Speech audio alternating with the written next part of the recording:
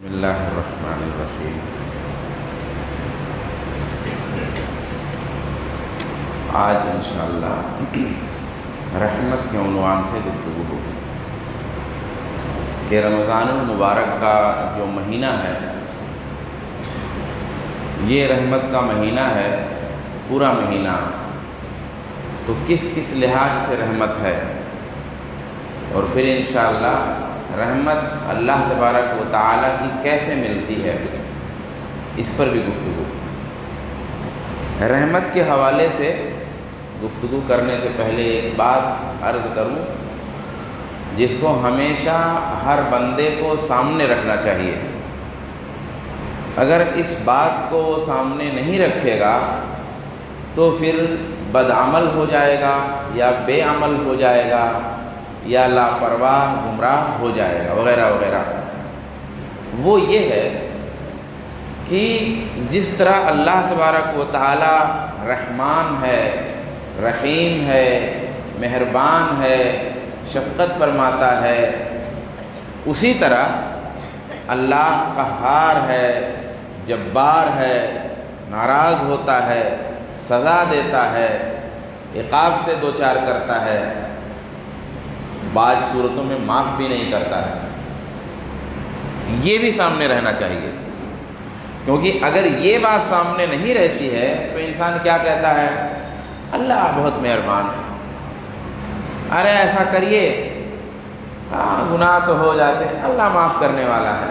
تو یہ اللہ معاف کرنے والا ہے، یہ اللہ مہربان ہے، یہ اللہ رحمان ہے، یہ اس لیے نہیں کہا جاتا کہ ہاں اللہ رحمان ہے، بلکہ اپنے آپ کو گناہ میں باقی رکھنے کے لیے کہا جاتا ہے کہ اب میں دل کیا کہتا ہے جب ٹکراؤ ہوتا ہے جب اندر جنگ ہوتی ہے تو جو نفس لوامہ ہے، جو اندر ہم کو ملامت کرتا ہے، اور پھر جو نفس امارہ ہے جو برائی پہ ابھارتا ہے، تو انسان کی جب ان دونوں کیفیتوں اور دونوں حالتوں میں اندر سے ٹکراؤ ہوتا ہے، جب آپ کے دل میں یہ بات آتی ہے کہ غلط ہو رہا ہے، اور کوئی باہر سے بھی کہتا ہے کہ یہ غلط ہے، کہیں بیان بھی سننے میں آ جاتا ہے یہ غلط ہے، تو جو برائی پہ جو ابھارنے والا جذبہ ہے وہ کہتا ہے ہاں ٹھیک ہے، اللہ مہربان ہے، اللہ غفور الرحیم ہے، ارے وہ تو وہ ذات ہے جس نے وہ طوائف کو کتے کو پانی پلانے میں بخش دیا تھا، وہ تو وغیرہ وغیرہ۔ فرماتے ہیں علماء کہ شیطان تو قرآن بھی سنا سکتا ہے، یعنی آپ گناہ پہ باقی رہیں اس کے لیے وہ قرآن بھی سنا سکتا ہے کہ میری رحمت ہر چیز کو وسیع ہے، حدیثیں سنا سکتا ہے۔ تو اس لیے اللہ کی رحمت کے عنوان پہ الحذر، اس بات سے اللہ سے ڈرنا اور اللہ سے امید رکھنا، ان دونوں میں بیلنس ہونا چاہیے۔ یہ بیلنس اگر بگڑ گیا تو پھر معاملہ خراب ہو جائے گا۔ اب آئیے تھوڑی سی گفتگو سنتے ہیں۔ تو رحمان کی یعنی اللہ تبارک و تعالیٰ کی اس رمضان میں سب سے بڑی رحمت یہ ہے کہ اللہ کے بندوں کے لیے اطاعت کے مختلف ذائقے اس میں ڈال دیے ہیں۔ اللہ تعالیٰ نے اطاعت کے مختلف ورژن، مختلف ذائقے، مختلف قسمیں ڈال دی ہیں۔ اب بندے کو جس چیز میں زیادہ رغبت ہے، یعنی کچھ لوگ ہوتے ہیں جن کو روزہ، نماز چھوڑ کے نہیں، روزہ بہت سوٹ کرتا ہے، نہیں روزے کی عبادت کی ان کو بڑی دلچسپی ہوتی ہے۔ کچھ لوگ ہوتے ہیں تلاوت کی بہت دلچسپی ہوتی ہے، کسی چیز کو چھوڑ کے نہیں، یعنی جیسے انسان نہیں ہوتا ہے کہ بھائی وہ چاول بھی کھاتا ہے، روٹی بھی کھاتا ہے، میٹھا بھی کھاتا ہے، تیکھا بھی سب کھاتا ہے، لیکن اس میں میٹھے کے تعلق سے اس کی بڑی دلچسپی ہے۔ ایک حدیثوں میں بھی آتا ہے نا کہ کسی کو باب ریان سے پکارا جائے گا، کسی کو نماز کے دروازے سے پکارا جائے گا، یہ ہے نا حدیث میں۔ تو کیا مطلب ہے اس کا؟ مطلب اس میں یہ ہے کہ ایک آدمی عمل تو سارے کرتا ہے لیکن کسی ایک عمل سے اس کی بڑی دلچسپی ہے، تو فرض روزے کے علاوہ نفل روزے بھی، یا کسی کو نماز والی عبادت میں بہت ذائقہ آتا ہے تو وہ فرض روزے رکھ لیا، لیکن جب نفل کی باری آئی تو نفل میں نفل نماز ہو زیادہ پڑتا ہے، ایسا ہوتا ہے۔ تو اللہ تعالیٰ نے تمام طرح کی عبادتیں اس میں رکھی ہوئی ہیں، اور اللہ تبارک و تعالیٰ کی رحمت کا مسئلہ کیا ہوتا ہے کہ بعض دفعہ اللہ تعالیٰ بغیر ہماری طلب کے، بغیر ہمارے مانگے، بغیر ہمارے اختیار کے اللہ تبارک و تعالیٰ رحمت ڈال دیتا ہے. کبھی جیسے پیغمبروں کو جیسے اللہ تبارک و تعالیٰ نے اپنی رحمت ڈالی کہ انہوں نے چنا نہیں ہے، بس اللہ کی عنایت ہے، فضل ہے کہ اس نے ڈال دیا ہے. ایسے بعض لوگوں کو اللہ تبارک و تعالیٰ ایمان کی رحمت دے دیتا ہے اور خاص ذائقہ دے دیتا ہے ان کو. قرآن پاک کی آیت ہے اور یہ صحابہ کو ملا تھا، بعض والوں کو بھی ملتا ہے. وَلَكِنَّ اللَّهَ حَبَّبَ إِلَيْكُمُ الْإِيمَانَ وَزَيَّنَهُ فِي قُلُوبِكُمْ وَكَرَّهَ إِلَيْكُمُ الْكُفْرَ وَالْفُسُوقَ وَالْعِصْيَانَ أُولَٰئِكَ هُمُ الرَّاشِدُونَ. کہ اللہ تبارک و تعالیٰ نے تمہارے لیے ایمان کو پیارا بنا دیا ہے. حَبَّبَ إِلَيْكُمُ الْإِيمَانَ وَزَيَّنَهُ فِي قُلُوبِكُمْ اور اس کو تمہارے دلوں میں خوبصورت بنا دیا ہے. اب اللہ سے تمنا کرنی چاہیے، اسی لیے دعا ہے نا، رب اعنی علی ذکرک و شکرک و حسن عبادتک. ابھی کیا بات کیا ہے قرآن پاک میں؟ اس کے اول مخاطب جو صحابہ ہیں کہ ایمان کو پیارا بنا دیا اور اس کو خوبصورت بنا دیا. میں ایک بات، جیسے کئی چیزیں ہیں، جیسے ایک آدمی سنت کے مطابق کسی چیز کو کرتا ہے، کوئی چیز سنت کے مطابق عمل انجام دیتا ہے. جیسے مثال کے طور پر کوئی آدمی داڑھی رکھے ہوئے ہے اس لیے کہ رسول اللہ کا حکم ہے، ٹھیک ہے، یہ ایمان کا ایک درجہ ہے اور وہ چیز اس کو پیاری لگتی ہے. لیکن ایک شخص ہے کہ اپنی خوبصورتی بھی اپنی داڑھی میں سمجھتا ہے، یہ بڑا درجہ ہے، یہ بہت بلند درجہ ہو گیا. وہ اپنی خوبصورتی بھی اپنی داڑھی میں سمجھتا ہے، بہت بلند درجہ ہو گیا. بندہ نماز پڑھتا ہے، نماز اللہ کا حکم ہے، اللہ ناراض ہوگا، یہ ایک ایمان کا درجہ ہے. ایک یہ ہے کہ اس میں اس کو ٹیسٹ آ رہا ہے، ذائقہ. کیا آ رہا ہے بھائی؟ ذائقہ آ رہا ہے. جیسے مثال کو سمجھنے کے لیے بات کو، جیسے کچھ چیزیں آپ سنتے ہیں تو آپ کو اچھا لگ رہا ہے، کسی نے کہا نہیں ہے آپ کو سننے کے لیے، نہ کوئی پرہیز کر رہا ہے، اب آپ کیوں سن رہے ہیں؟ بہت جم رہا ہے، آپ کو بہت اچھا لگ رہا ہے تو بس آپ سنے جا رہے ہیں. تو یہ زینت ہو گیا ہے، زینت، مزین کرنا کسی چیز کو. تو کہا صحابہ پر اللہ کی رحمت کیا تھی. اچھا یہ چیز آتی بھی ہے، محنت کرنے سے آتی بھی ہے، بس یہ کہ دعا کرتے رہنا کہ صحابہ پہ اللہ کی رحمت کیا تھی کہ انہوں نے دین کے لیے جو دکھ سہا تھا، دین کے لیے جو پریشانی سہی تھی، سجدے کے لیے جو پریشانی سہی تھی، اب وہ سجدہ کرنے کے لیے جو پوری لڑائی لڑ رہے تھے. ہم کو تو نہیں لڑائی لڑنی پڑتی. دیکھیں کیسے پیارا، کوئی چیز مزین کیسے ہوتی ہے دل میں، کیسے وہ بہت خوبصورت ہو جاتی ہے. مثالوں سے سمجھاتا ہوں. صحابہ نے ایک سجدہ کرنے کے لیے کتنا سنگھرش کیا کہ مکے میں ذرا اعلانیہ سجدہ کرنے کو مل جائے، مگر نہیں مل رہا. بھائی چوری سے چھپ کے دار ارقم میں یہاں وہاں، تو دل میں کیا ہو رہا، یار وہ دن کب آئے گا جب اطمینان سے اللہ اکبر کہہ کے 5 جماعت نماز پڑھیں، کیا مزہ آئے گا. اب جب وہ دن ان کو ملا، فَزَيَّنَهُ فِي قُلُوبِكُمْ، تو تمہارے دلوں میں اس کی خوبصورتی، اس کا ذائقہ، اس کی مٹھاس، اس کی لذت. پھر ان سے پوچھئے جنہوں نے اس کو تلاشا تھا، مطلب ایک مسجد آپ کو مثال کے طور پہ بنانی ہو، اب وہ مسجد بنانے کے لیے زمین بھی خریدنے پریشانی اور قانونی رکاوٹیں اور اڑچنیں اور جھگڑے اور لڑائی اور مقدمے بازی. تو جو لوگ اس میں انوالو ہوتے ہیں نا، جب مسجد بن جاتی ہے تو جب وہ دیکھتے ہیں تب ان کو ٹیسٹ آتا ہے، تب ان کو ذائقہ آتا ہے. آپ اس ماں سے پوچھئے، اس باپ سے پوچھئے جو دعا کرتا ہے کہ اللہ بیٹا دے دے چاہے لنگڑا ہی ہو، ارے وہ چاہے بدماشی ہو، ارے ایسا دعا کرنا نہیں چاہیے. اب مل گیا تو جب وہ مل جاتا ہے نا، اب ایک اولاد ہے تو کیسی بھی ہو وہ اس کو خوبصورت ہی لگتا ہے، اس کی نگاہ میں وہ خوبصورت، وہ برائی نہیں برداشت کر سکتا.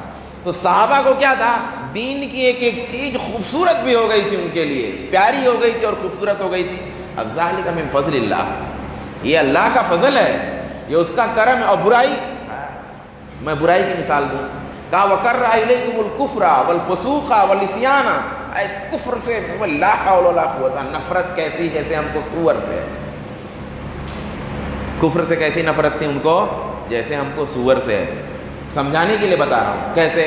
اب آدمی کوئی کہے، اس کا نام تے وہ کہیں ذبح ہو، وہ کہیں بوٹی، تو آپ جائیں گے قریب میں، ارے وہ جیسے لگے گا کہ وہاں وہ جو دور بھاگیں گے.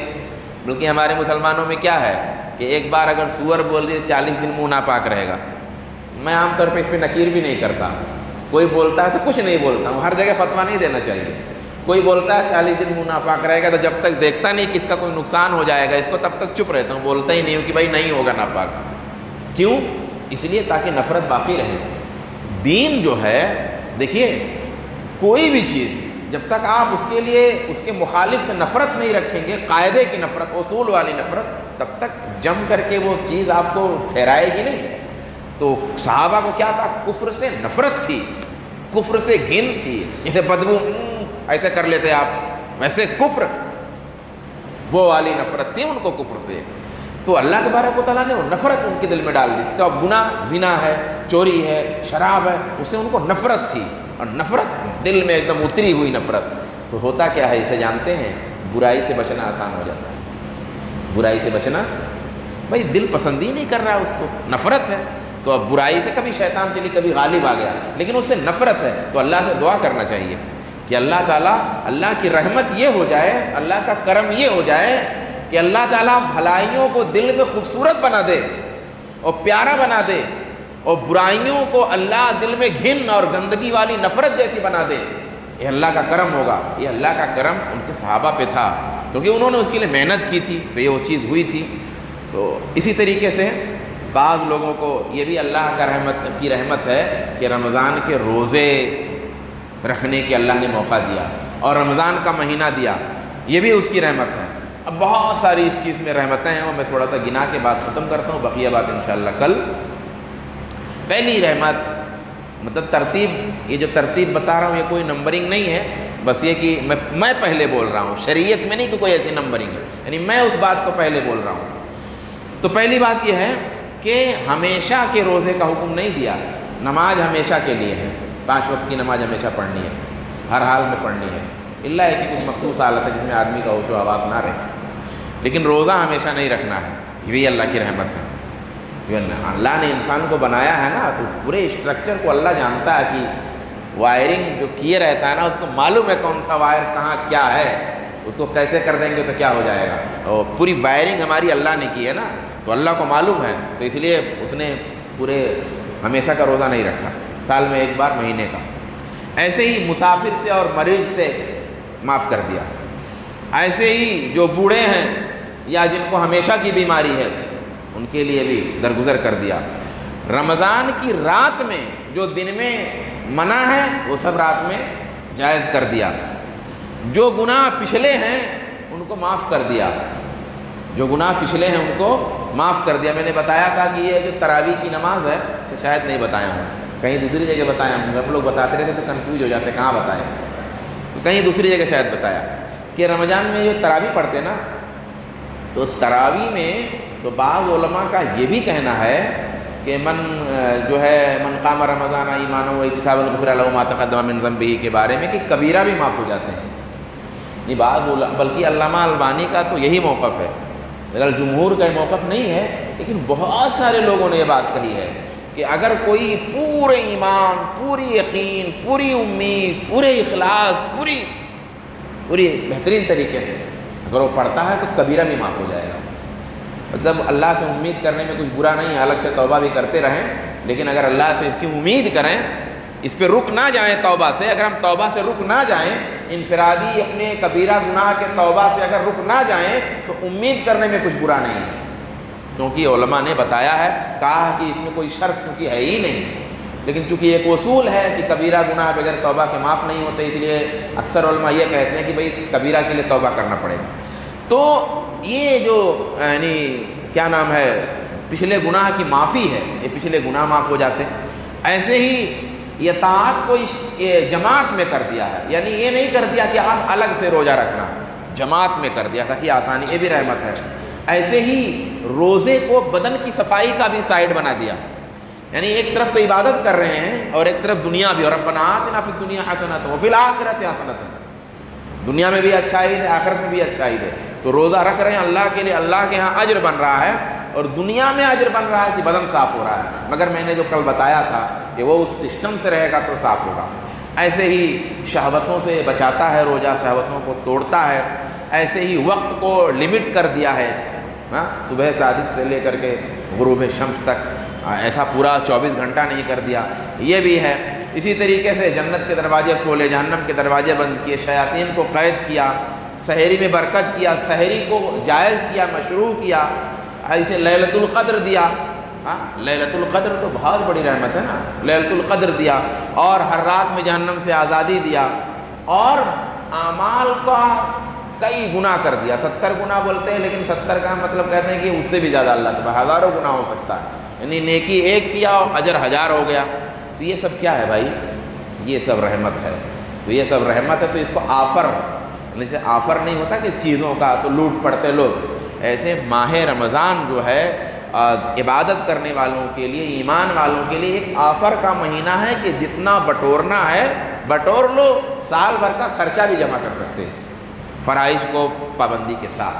تو انشاءاللہ اگلے درس میں یہ بات ہوگی کہ رحمتیں اللہ کی آتی کیسے ہیں، اور آج یہ گفتگو ہوئی کہ رمضان میں کیا کیا رحمتیں ہیں۔ تو یہ بہت کچھ چند رحمتیں میں نے بتائیں آج۔ اللہ تبارک و تعالیٰ سے دعا ہے کہ اللہ تعالیٰ مجھ کو، آپ کو، سب کو توفیق عطا فرمائے۔ آمین۔ وصلی اللہ تعالیٰ علی خیر خلقہ محمد۔